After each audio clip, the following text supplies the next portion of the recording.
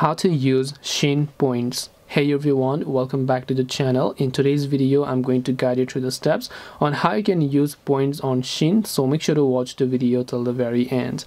Now if you want to basically use the points on Shein, it is actually quite very simple to do so. All you have to do is basically launch the Shein application that you can find over here, and once you launch a Shein app you will see this type of interface, so where you can simply come to the me option that you can find over here.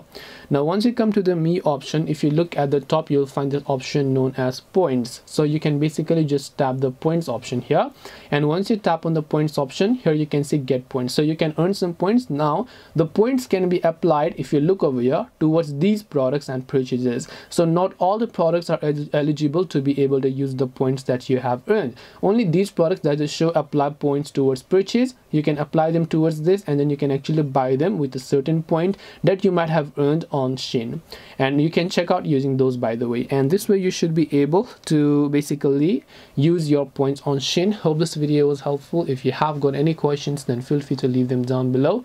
Thank you for watching till the end, and see you soon in the next video.